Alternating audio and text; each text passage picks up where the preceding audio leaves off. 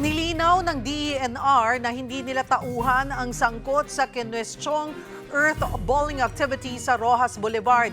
Pero sa paunang investigasyon, wala raw nilabag ang mga umano'y pumuputol at bumubunot sa mga puno sa lugar. Para bigyan ng mukha ang balita, Mobile Journal, Francis Rivera. It's questionable, bakit gabi tayo nagpuputol ng ano? Hindi na to earth balling, oh. That's not earth balling.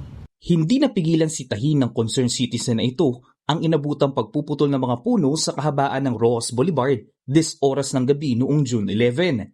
Ang ilan sa mga puno, pinutulan pa raw ng ugat. It's not earth balling. Mabubuhay pa ba yan, ma'am? Ma'am, mabubuhay pa ba yan? Yung isa doon nakahiga.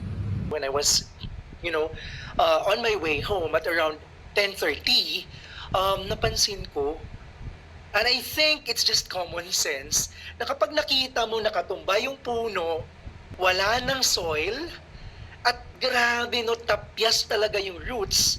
If you look at the tree, it's not earth balling. Hindi siya mabubuhay. Ayon pa sa uploader na si Ty Misario, nais lamang niyang tanungin ng mga otoridad na sa site dahil una nang sinabi ng DNR na suspindido ang pagpuputol ng puno para sa itatayong skyway. Most of the workers were laughing at me. At ang pinakamatindi na conversation without the video yet is when I asked them, "Sir, taga saan po tayo?" At ang sagot po sa akin ng isa sa mga tao doon, sabi po ay, "Sino ka ba?" I was really surprised that the tone is actually to intimidate. I apologize for cursing. I think bukso ng damdamin. Kapag walang clamor, walang ingay, alam naman natin, hindi tayo papansinin eh. Nung puntahan ko naman ang lugar, hindi nakuha ang ugat ng ilan sa puno. Kita pa nga ang naiwang pinagputulan. Paliwanag naman ng Department of Environment and Natural Resources kung bakit kadalasan gabi ginagawa ang earthballing.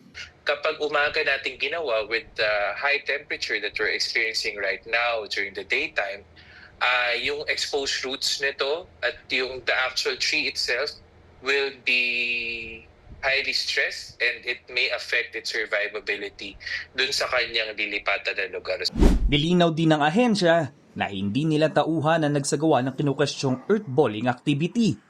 Pero base sa DNR Forester na nasa site, wala namang umano silang nakitang paglabag. I'd just like to clear, the people who are doing the earth balling activities are not from the DNR, they're from the contractor.